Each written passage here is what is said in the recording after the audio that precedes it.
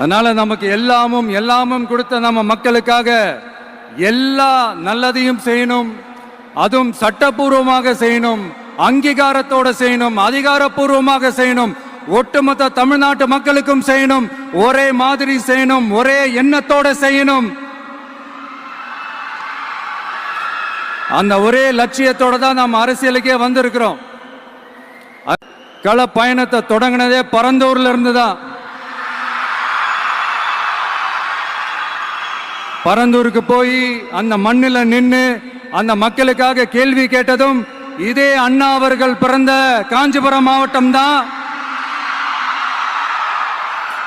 இன்னைக்கு ஒரு பெரிய மனவேதனைக்கு அப்புறம் இந்த மக்கள் சந்திப்பு நிகழ்ச்சிக்கு வந்திருக்கிறதும் அதே அண்ணா அவர்கள் பிறந்த காஞ்சிபுரம்.